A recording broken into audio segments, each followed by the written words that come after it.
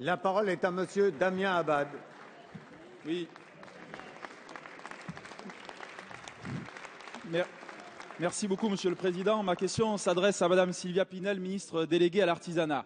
Après avoir matraqué les classes moyennes, vous vous attaquez aujourd'hui à un régime qui marche, qui est celui des auto-entrepreneurs que vous voulez détricoter par pure idéologie anti-entreprise. Alors, après le temps des pigeons, voici venu le temps des poussins. Ce sont désormais, vous savez, ces volatiles qui sont obligés de se regrouper pour tenter d'éviter de figurer dans votre viseur à portée du fusil gouvernemental, ce fusil qui fait tant de dégâts aujourd'hui. Alors, en voulant limiter dans le temps le régime de l'auto-entrepreneur, vous commettez une triple faute. Une faute économique, parce que s'attaquer à ce régime, c'est s'attaquer à près d'1 million d'étudiants, salariés, chômeurs ou retraités, pour qui ce régime est un tremplin pour créer une entreprise.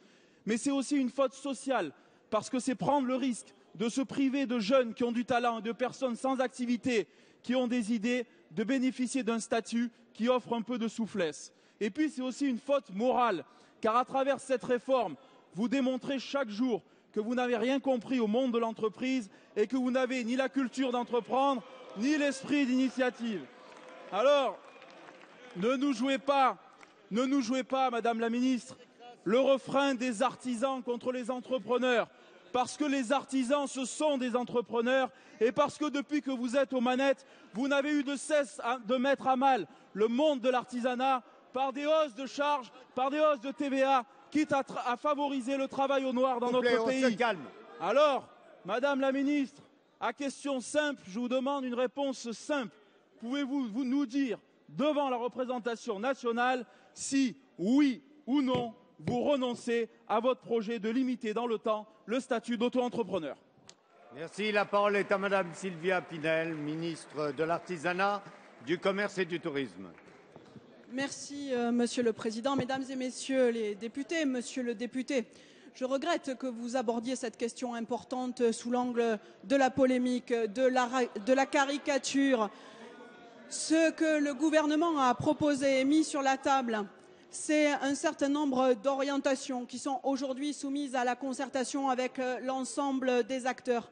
Ce que nous voulons, c'est améliorer le régime de l'auto-entrepreneur, le rendre plus efficace, permettre à des milliers de personnes de passer d'un statut précaire qui n'a pas permis de développer un certain nombre de pouvoirs d'achat, de le clarifier, ce que vous n'avez pas fait ces dernières années.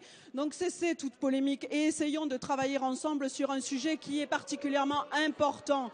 Nous voulons distinguer les deux objectifs de ce régime. Celui qui s'installe pour un projet entrepreneurial, pour créer une activité, celui-là doit être accompagné. Ce que vous aviez oublié de faire, ce gouvernement le fera.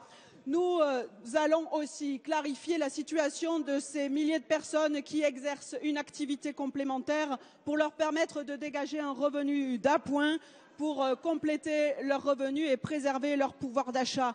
La solution que nous voulons proposer, qui se fait en lien avec les différents acteurs, c'est une solution juste, une solution équilibrée, une solution efficace. Nous voulons cesser d'opposer les artisans aux entrepreneurs. Ce que nous voulons, c'est que tous les acteurs économiques, quelle que soit leur forme, puissent développer dans notre pays de la croissance, créer de l'emploi qui participe au redressement économique.